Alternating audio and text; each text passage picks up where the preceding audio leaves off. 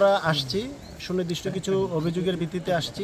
আসার পরে আমরা যেটা দেখলাম, এখানে কোনো ডাক্তার নাই। 2টা রুমে রুগী দেখা হচ্ছে। সেই 2টা রুমে আমরা গিয়ে দেখি 2জন নার্স রুগী দেখতেছে। তো এই বিষয়টা আমাদের কাছে খুব অদ্ভুত লাগছে। এছাড়াও হচ্ছে তারা যে প্রেসক্রিপশন করতেছে, প্রেসক্রিপশনে কোনো স্বাক্ষর নেই।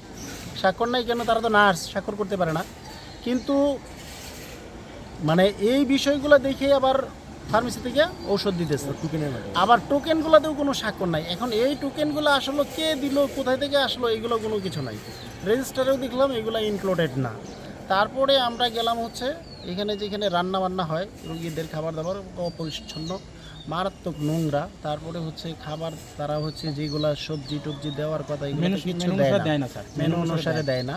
ঠিক আছে।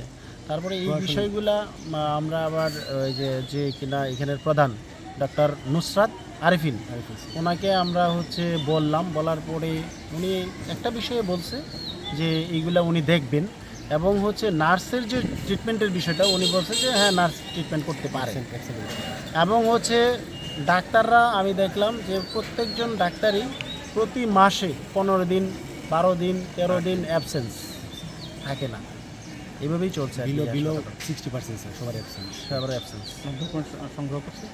এছাড়াও হচ্ছে আমরা এখানে কিছু বিল রেজিস্টার সংগ্রহ করছি, তারপরে হচ্ছে অ্যাটেন্ডেন্স সংগ্রহ করছি, তারপরে হচ্ছে ঔষধ কেনার যে বিল বাউচার এগুলো সংগ্রহ করছি। এগুলো আমরা আরও যাচাই বাছাই করে পরবর্তীতে মানে আমরা কমিশনকে রিপোর্ট দিই। জেনেক্সে শিফট করো, লাইফকে লিফট করো। যারা আসছিলেন দুদক থেকে ওনাদের যেই অভিযোগগুলা ছিল যে আমাদের এখানে সিস্টাররা এসএসএনরা কেন বিভিন্ন রোগী দেখছেন, তো এসএসএনরা আইএমসিআই কর্নার এনসিডি কর্নারের জন্য এলোকেটেড। ওনারা এই বিষয়ে ট্রেনিং প্রাপ্ত, ওনারা ওইখানে বসে রোগীকে সেবা দিতে পারেন। সেকমদের বিষয়ে বলা হয়েছে ওনারা রোগী দেখতে পারেন কিনা। যেহেতু আমার ডাক্তার সংকট, আমার এখানে 2জন ডাক্তার মেডিকেল অফিসারের পোস্ট আছে কিন্তু একজনও পোস্টেড নাই। আমাকে এবং আমি অন্য জায়গা থেকে অ্যাটাচমেন্টে ডাক্তার নিয়ে এসে হাসপাতাল চালাচ্ছি। সেকমোরা রোগী দেখতে পারে এবং বিএমডিসি সার্টিফিকেটে ওনাদেরকে বলেই দেওয়া আছে, কিছু ড্রাগ সিলেক্ট করে দেওয়া আছে, ওই ড্রাগগুলো ওনারা প্রেসক্রাইব করতে পারে। যেটা বলা হয়েছে যে ঔষধ থাকা সত্ত্বেও ঔষধ আনা হচ্ছে। ঔষধ আসলে স্টোর খালি করে ঔষধ আনার কোনো প্রসেস নাই, কারণ স্টোর খালি করে যদি আমি ঔষধ আনতে যাই তখন সেই সময়ের যে গ্যাপটা, সেই গ্যাপে তো আমি রোগীকে তাহলে সেবা দিতে পারবো না।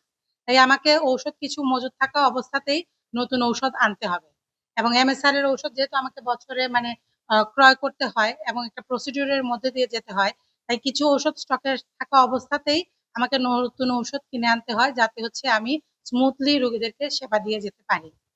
রান্নাঘরের বিষয়ে যেটা বলা হয়েছে যে রান্নাঘর মানে অপরিষ্কার কিনা, রান্নাঘরটা অপরিষ্কার না, রান্নাঘর পুরনো এবং রান্নাঘরের রেনোভেশনের কাজ এইচইডি এই বছরই এই কিছুদিনের মধ্যেই গত পরশু থেকে আমার পুরো হাসপাতালের পুরনো ভবন রিপেয়ারের কাজ চলছে, তার মধ্যে রান্নাঘরও ইনক্লুডেড।